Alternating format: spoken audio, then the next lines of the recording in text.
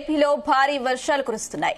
బంగాళాఖాతంలో వాయుగుండం ఏర్పడిన నేపథ్యంలో మత్స్యకారులు సముద్రంలో వేటకు వెళ్లరాదని ఏపీ మంత్రి వంగలపూడి అనిత సూచించారు.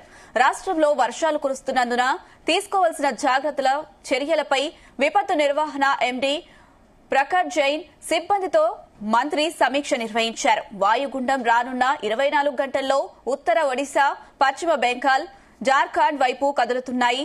ఆదివారం వరకు కోస్తాంధ్రలో అక్కడక్కడ భారీ వర్షాలు, రాయలసీమ ప్రాంతంలో పలు చోట్ల తేలికపాటి నుంచి ఓ మోస్తరు వర్షాలు కురిసే వీలుందని చెప్పారు. తీరం వెంబడి గంటకు 40 నుండి 60 కిలోమీటర్ల వేగంతో ఈదురుగాలులు వీచే అవకాశం ఉందంటున్నారు.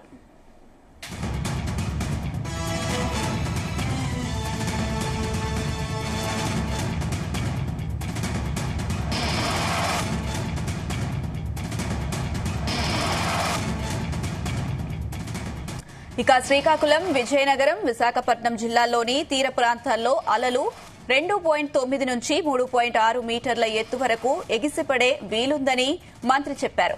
అత్యవసర సహాయక చర్యలకు కంట్రోల్ రూమ్ ఏర్పాటు చేసినట్లు తెలిపారు. వర్షాలు, వరద ప్రభావిత ప్రాంతాల్లో ముందస్తు చర్యలు చేపట్టాలన్నారు. ప్రమాద హాట్ స్పాట్ల వద్ద హెచ్చరిక బోర్డులు ఏర్పాటు చేయాలని జిల్లా కలెక్టర్లకు సూచించారు. ఇరిగేషన్, R&B పంచాయతీరాజ్ శాఖలతో సమన్వయం చేసుకుని గన్లు గుర్తించి చర్యలు తీసుకోవాలని మంత్రి అనిత ఆదేశించారు.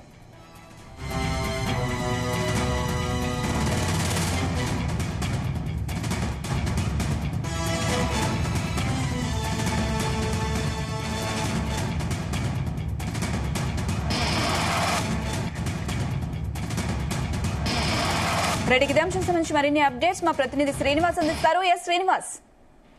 Thank you Amisha. బంగాళాఖాతంలో వాయుగుండం ఏర్పడడంతో రానున్న 2 రోజులు కూడా భారీ నుంచి అతి భారీ వర్షాలు కురిసే అవకాశం ఉందంటూ వాతావరణ శాఖ అయితే తెలియజేయడం జరిగింది. అయితే రానున్న 24 గంటల పశ్చిమ బెంగాల్, ఉత్తర ఒడిశా, జార్ఖండ్ వైపుగా ఈ వాయుగుండం కదులుతుందంటూ కూడా వాతావరణ శాఖ అయితే తెలియజేయడం జరిగింది. అయితే ఇప్పటికే విపత్తుల నిర్వహణ శాఖ ఎండీ ప్రఖర్ జైన్ సిబ్బందితో ప్రస్తుత పరిస్థితులపై హోంమంత్రి అనిత అయితే సమీక్ష నిర్వహించారు. ఏపీ ఎమర్జెన్సీ ఆపరేషన్ సెంటర్ నుంచి స్వయంగా హోంమంత్రి అనిత అయితే అన్ని పరిశీలిస్తూ ఉన్నారు.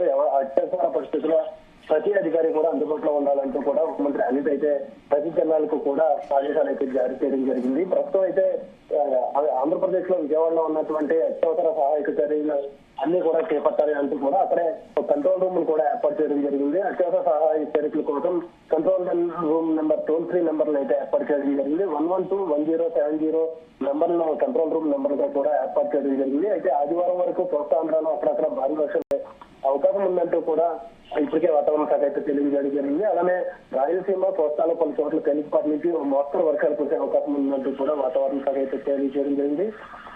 తీరం వెంబడి గంటకు 40 నుంచి 60 కిలోమీటర్ల వేగంతో ఎదురుగాలితో వీచే అవకాశం ఉందంటూ కూడా వాతావరణ శాఖ అయితే తెలియజేయడం. అయితే సముద్రం అంతా కూడా అలజడిగా ఉంటుంది అంటూ కూడా వాతావరణ శాఖ అయితే తెలియజేయడంతో ఆ సముద్రంలో ఇప్పటికే వేటకు వెళ్లిన వాళ్ళంతా కూడా సురక్షిత ప్రాంతాలకు తిరిగి రావాలంటూ కూడా ఇప్పటికే పోర్ట్ లో ఉన్నటువంటి అధికారులు కూడా ప్రమాద హెచ్చరికలు అయితే జారీ చేయడం జరిగింది. ఇప్పటికే కొన్ని పోర్టుల్లో ఒకటో ప్రమాదం హెచ్చరిక, 2వ ప్రమాద హెచ్చరికలు కూడా జారీ చేశారు. ఈ నేపథ్యంలో వేటకు వెళ్ళినటువంటి వేటగాళ్ళందరినీ కూడా తిరిగి రావాలని ఇప్పటికే న్యాయ అధికారులతో సమాచారం కూడా పంపించడం జరిగింది. అయితే ప్రస్తుతానికైతే రానున్న 2 రోజులు కూడా ఎవరో కూడా వేటకు వెళ్ళొద్దంటూ మత్స్యకారులు అయితే హెచ్చరించడం జరిగింది. అలానే దీని ప్రభావంతో రానున్న ఆదివారం, సోమవారం కూడా భారీ నుంచి అతి భారీ వర్షాలు కురిసే అవకాశం ఉందంటూ కూడా వాతావరణ శాఖ అయితే తెలియజేయడం జరిగింది. అయితే ఇప్పటికే విజయనగరం, శ్రీకాకుళం, విశాఖపట్నం తీరాల్లో అలలు 2.9 నుంచి 3.6 మీటర్ల ఎత్తులో ఎగిసిపడే అవకాశం ఉందంటూ కూడా ఇప్పటికే వాతావరణ శాఖ అయితే తెలియజేయడం జరిగింది. అలానే విశాఖలో ఉన్నటువంటి ఆర్టీఎఫ్ లో ఇప్పటికే పోలీసుల ఆంక్షలు కూడా విధించడం జరిగింది. ఎవరో కూడా అత్యవసరం అయితే తప్ప ఈ వేలో రావద్దంటూ కూడా పోలీసులు అయితే పర్యాటకులతో పాటు చుట్టుపక్కల నివసించే ప్రజలను కూడా హెచ్చరించడం జరిగింది. మైకుల ద్వారా ఇప్పటికే ప్రమాద హెచ్చరికలను అయితే ఎప్పటికప్పుడు సముద్ర తీరం వెంబడి ఉన్నటువంటి ప్రజలందరినీ కూడా అప్రమత్తం చేస్తూ ఉన్నటువంటి పరిస్థితి. ఎక్కడ కూడా ఎలాంటి అవాంఛనీయ సంఘటనలు జరగకుండా లోతట్టు ప్రాంతంలో ఉన్నటువంటి ప్రజలందరినీ కూడా సురక్షిత ప్రాంతాలకు అయితే ఇప్పటికే తరలిస్తున్నటువంటి పరిస్థితి. అలాగే అల్లూరు జిల్లాలో చూస్తున్నట్టయితే గత నెల రోజుల నుంచి కూడా భారీ నుంచి అతి భారీ వర్షాలు అయితే కురుస్తున్నాయి. అక్కడ కూడా వాయులు, వంకలు అన్ని కూడా పొంగి పొరుతున్న నేపథ్యంలో గోదావరి కూడా ఉధృతంగా ప్రవర్తిస్తుంది. అలానే ఎవరైతే కొండచర్య ప్రాంతాల్లో ఉన్నటువంటి ప్రజలను అయితే ఇప్పటికే సహాయ చర్యల నిమిత్తం పునరావాస కేంద్రాలకు అయితే తరలిస్తా ఉన్నారు. కొన్ని ప్రదేశాలు ఇప్పటికే కొండచర్యలు విరుగుపడి కొన్ని ఇల్లు పాక్షికంగా దెబ్బతినడంతో అక్కడ ఉన్నటువంటి ప్రజలందరినీ కూడా సురక్షిత ప్రాంతాలకు అయితే తరలిస్తూ ఉన్నారు. ఎవరికి ఎటువంటి అవాంఛనీయ సంఘటనలు జరగకుండా ఇప్పటికే ఏపీ హోంమంత్రి విపత్తుల శాఖ చూస్తున్నటువంటి అనిత ఎప్పటికప్పుడు సమీక్ష నిర్వహిస్తా ఉన్నారు. నేరుగా జిల్లా కలెక్టర్లతో మాట్లాడుతూ ఉన్నారు.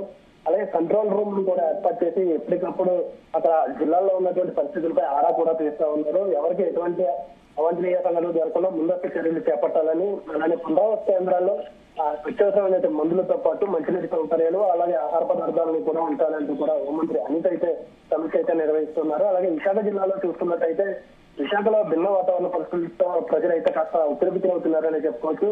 గత నెల రోజుల నుంచి కూడా అక్కడక్కడ చిన్న వర్షపాతం తప్పించి ఎక్కడ కూడా పెద్దగా వర్షపాతాలు లేకపోవడంతో విశాఖ జిల్లాలో ఉన్నటువంటి ప్రజలంతా కూడా తీవ్ర ఇబ్బందులకైతే గురవుతూ ఉన్నటువంటి పరిస్థితి.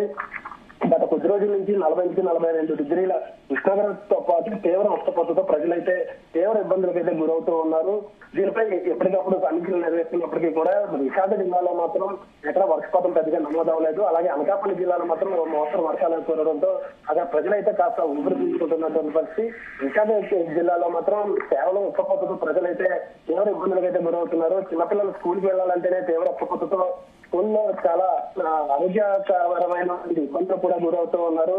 స్వల్పంగా 2 రోజుల నుంచి కాస్త వాతావరణం చల్లబడ్డంతో ప్రజలు కాస్త ఉపశమనం తీసుకుంటున్నారని చెప్పుకోవచ్చు. అయితే ఈ ప్రభావంతో తీవ్ర వైరల్ జ్వరాలు కూడా వస్తాయంటూ కూడా అటు వైద్య అధికారులు అయితే తెలియజేస్తున్నారు. ప్రజలంతా కూడా అప్రమత్తంగా ఉండాలి. నిత్యావసర వస్తువులతో పాటు అవసరమైన మందులను కూడా అందుబాటులో ఉంచుకోవాలంటూ కూడా అటు వైద్య అధికారులు కూడా తెలియజేయడం జరుగుతుంది. ఇక ఓవరాల్ గా చూస్తున్నట్టయితే ఇప్పటికే తెలంగాణలో కూడా భారీగా వర్షాలు అయితే నమోదవుతున్నాయి. ఇప్పటికే తూర్పుగోదావరి, రాయలసీమ, పశ్చిమ గోదావరి జిల్లాలో కూడా భారీ నుంచి అతి భారీ వర్షాలు అయితే కురుస్తూ ఉన్నాయి. అలాగే తిరుపతిలో కూడా భారీ వర్షాలు అయితే నమోదవుతూ ఉన్నాయి. ఈ నేపథ్యంలో ఏపీ ప్రభుత్వం అయితే అప్రమత్తంగా ఉందని చెప్పుకోవచ్చు. గతంలో ఈ వాయుగుండం ప్రభావంతో విజయవాడలో చాలా లోతట్టు ప్రాంతాలన్నీ జలమయమయ్యాయి. అలాంటి పరిస్థితి రాకుండా ఏపీ ప్రభుత్వం అయితే ముందస్తు జాగ్రత్తలని తెలియజేశారని చెప్పుకోవచ్చు. గత కొద్ది రోజుల నుంచి కూడా దీని ప్రభావంతో ఎక్కడ కూడా ఎలాంటి అవాంఛనీయ సంఘటనలు జరగకుండా ప్రజలంతా అప్రమత్తంగా ఉండాలంటూ ఎక్కడైనా ఒకవేళ విద్యుత్ ఆటంకం కలిగినా యుద్ధ ప్రాతిపదికన విద్యుత్ శాఖ కూడా అందుబాటులో ఉండాలి. యుద్ధ ప్రాతిపదికన విద్యుత్తును కొనసాగించాలంటూ కూడా విద్యుత్ శాఖతో కూడా ఎప్పటికప్పుడు అధికారులు సక్రమంతో ఉన్నటువంటి పరిస్థితి. అలాగే ఎక్కడైనా రోడ్లు జలమయమై ఉంటే కనుక అది జీవీఎంసీ అధికారులతో పాటు పారిశుద్ధ కార్మికులు కూడా ఎప్పటికప్పుడు అందుబాటులో ఉండాలి. ప్రజలకు ఎటువంటి ఇబ్బంది లేకుండా ఎక్కడైనా ఆటంకాలు నిలిచిపోయి ఉంటే కనుక దాన్ని వెంటనే మ్యాన్హోల్ ఓపెన్ చేసి మ్యాన్హోల్ ద్వారా సముద్రం వైపు ఈ వర్షపు నీటిని కూడా మళ్లించాలంటూ కూడా అటు జీవీఎంసీ అధికారులు కూడా హెచ్చరించడం జరిగింది. అయితే ఎటువంటి విపత్కర పరిస్థితుల్లోనైనా ఏపీ అధికారులు అందరూ కూడా అప్రమత్తంగా ఉండాలి. ప్రజలకు ఎటువంటి అవాంఛనీయ సంఘటనలు జరగకుండా చూడాలి అంటూ కూడా హోంమంత్రి అనిత అయితే ఆదేశాలు జారీ చేశారు. శ్రీనివాస్, అయితే ప్రమాద హాట్స్పాట్ల వద్ద హెచ్చరిక బోర్డులను ఏర్పాటు చేయాలని జిల్లా కలెక్టర్లకు అయితే సూచించారు వంగలపూడి అనిత. ఇక ఏ ప్రాంతాల్లో ప్రమాద హెచ్చరికల బోర్డులను ఏర్పాటు చేస్తున్నారు, దానికి సంబంధించిన అప్డేట్స్ ఏంటి? అయితే ఇప్పటికే కొన్ని ప్రదేశాల్లో అయితే ప్రమాద హెచ్చరిక బోర్డులు అయితే పెట్టాలంటూ కూడా హోంమంత్రి అనిత అయితే హెచ్చరించడం జరిగింది. విశాఖ రుచికొండలో అలానే భీమిలి బీచ్ వద్ద అలజడికి ఎక్కువగా లోనవుతుంది సముద్రం. అయితే ఈ నేపథ్యంలో సముద్రం కూడా కోతగా అయితే గురైనటువంటి పరిస్థితి. ఈ నేపథ్యంలో పర్యాటకులు ఎక్కువగా రానున్నారు. ఈ నేపథ్యంలో అక్కడ ప్రమాద హెచ్చరిక బోర్డులు కూడా ఉంచాలి అంటూ కూడా ఇప్పటికే హోంమంత్రి అనిత అయితే తెలియజేయడం జరిగింది. అలాగే కొన్ని ఎక్కడైతే సముద్ర ప్రాంతాలు ఉన్నాయో ఆ ప్రాంతాలన్నిటి దగ్గర కూడా ప్రమాద హెచ్చరికలతో పాటు ఏ జిల్లాల్లో అయితే ఎక్కువ వర్షపాతం నమోదవుతుందో వాటిలన్నింటినీ కూడా ఇప్పుడే ఆమె సమీక్ష అయితే జరుపుతూ ఉన్నారు. ఏ జిల్లాలో ఎక్కువ వర్షపాతం పడుతుందో ఆ ఏరియా ప్రాంతాల్లో హెచ్చరిక బోర్డులు అయితే ఉంచాలి అంటూ కూడా ఇప్పటికే హోంమంత్రి అనిత అయితే ఆదేశాలు జారీ చేశారు. అలాగే తీవ్రం వెంబడి దాదాపుగా గంట నుంచి 60 కిలోమీటర్ల వేగంతో ఎదురుగా లీసే సమయంలో కాస్త అలజడి అయితే ఎక్కువగా ఉంది. అలాగే ఉప్పాడ బీచ్ లో చూస్తున్నట్టయితే ఇప్పటికే సముద్రం చాలా కోతకైతే గురైంది. చాలా ఇల్లు కూడా పాక్షికంగా దెబ్బతిన్నాయి. ఈ నేపథ్యంలో ఉప్పాడ బీచ్ లో కూడా సముద్రపు హెచ్చరికల బోర్డులు అయితే పెట్టాలి అంటూ కూడా ఇప్పటికే కాకినాడ కలెక్టర్ తో మాట్లాడడం జరిగింది. అలానే విశాఖ బీచ్ లో కూడా కలెక్టర్ ఆంధ్రప్రదేశ్ తో మాట్లాడడం జరిగింది. ఎక్కడ కూడా ఎలాంటి అవాంఛనీయ సంఘటనలు జరగకుండా బీచ్ అంతటా కూడా పోలీసుల పహారా కాయాలి. ఎప్పటికప్పుడు పర్యాటకులు ప్రధానంగా వచ్చే ప్రదేశం కాబట్టి పర్యాటకులు ఎవరిని కూడా రానివ్వకుండా ఇప్పటికే జీవీఎంసీ అధికారులతో ప్రభుత్వం చర్యలు కూడా చేపట్టడం జరిగింది. బీచ్ లోకి అటు ఆర్కే బీచ్ నుండి ఇటు భీమిలి బీచ్ వరకు కూడా పర్యాటకులు ఎవరు రాకుండా ముందస్తు పోలీసులు కూడా అక్కడ ఉంచడం జరిగింది. ఎవరు కూడా సముద్రం వద్దకు రావద్దు అంటూ కూడా ప్రమాద హెచ్చరిక బోర్డులు అయితే ఇప్పటికే పెట్టడం జరిగింది. Right Srinivas, thank you.